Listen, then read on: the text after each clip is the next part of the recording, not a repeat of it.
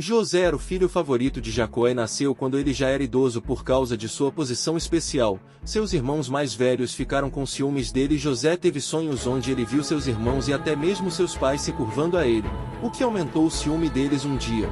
Quando José tinha 17 anos, seus irmãos o venderam como escravo para comerciantes ismaelitas. Eles molharam sua túnica com sangue de animal e a mostraram a Jacó, fazendo-o acreditar que José havia sido morto por um animal selvagem. José foi levado para o Egito, onde foi vendido a Potifar, um oficial egípcio. José prosperou na casa de Potifar, mas enfrentou tentações quando a esposa de Potifar tentou seduzi-lo. José resistiu, mas a esposa de Potifar o acusou falsamente de tentar seduzi-la, o que levou José a ser preso na prisão.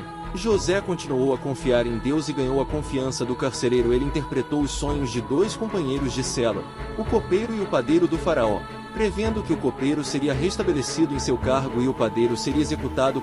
2 anos depois, o faraó teve um sonho perturbador que nenhum dos seus sábios conseguia interpretar. O copeiro se lembrou de José e o recomendou ao faraó. José interpretou o sonho como um aviso de 7 anos de fartura seguidos por 7 anos de fome. Impressionado, o faraó colocou José como governador do Egito para administrar a coleta e distribuição de alimentos durante os anos de fartura e fome. Durante a fome, os irmãos de José vieram ao Egito para comprar comida.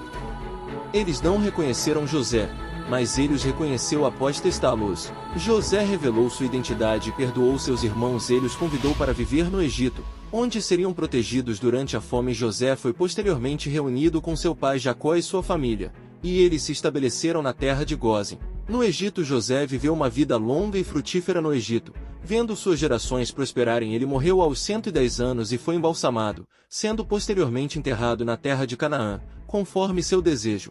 Daniel era um dos conselheiros do rei Dário, que governava sobre a Babilônia na época. Os outros conselheiros, invejosos da posição de Daniel, conspiraram para prejudicá-lo. Os conselheiros invejosos convencem o rei Dário a emitir um decreto proibindo qualquer pessoa de fazer petições a qualquer deus ou homem, exceto ao rei, por 30 dias, mesmo com a ameaça de ser lançado na cova dos leões.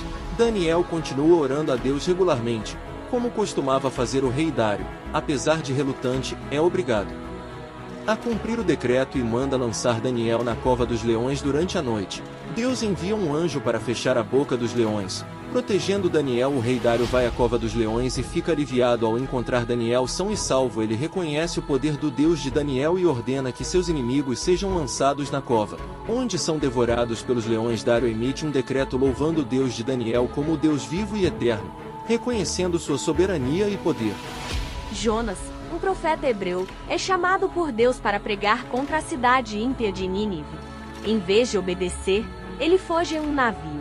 Uma tempestade faz com que Jonas seja jogado ao mar e engolido por um grande peixe. Dentro do peixe, Jonas se arrepende e é vomitado na praia. Ele vai a Nínive, prega a mensagem de Deus e a cidade se arrepende. Deus perdoa Nínive, mas Jonas fica irritado. Deus ensina a Jonas sobre misericórdia e perdão. Sansão, um juiz de Israel, recebeu força sobrenatural de Deus desde o nascimento. Seu voto nazireu o proibia de cortar o cabelo, beber vinho e tocar em cadáveres. Ele se destacou por sua força física, derrotando inimigos e realizando feitos impressionantes. No entanto, sua fraqueza foi sua atração por mulheres, especialmente Dalila, que o traiu aos filisteus, cortando seu cabelo enquanto dormia. Sansão perdeu sua força, foi capturado, cegado e forçado a trabalhar em um moinho de grãos. Ele recuperou sua força em um momento final de desespero, derrubando um templo filisteu, sacrificando-se e matando milhares de inimigos. Sua história destaca os perigos da luxúria e a importância de manter a fé em Deus. Davi era o menor dos filhos de Jessé, um pastor de Belém. Ele foi ungido pelo profeta Samuel como o próximo rei de Israel.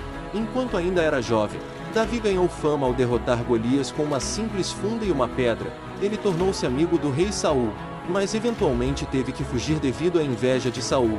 Durante esse período, ele reuniu um grupo de seguidores e eventualmente se tornou rei de Judá. Após a morte de Saul, Davi foi ungido como rei de Israel, unindo as tribos do sul e do norte. Seu reinado foi marcado por sucessos militares, mas também por tragédias pessoais. Como o caso com Batseba, Davi é lembrado como um grande rei de Israel, um poeta talentoso e um homem segundo o coração de Deus, ele estabeleceu Jerusalém como a capital de Israel e preparou o caminho para a construção do templo, embora ele próprio não tenha tido permissão para construí-lo.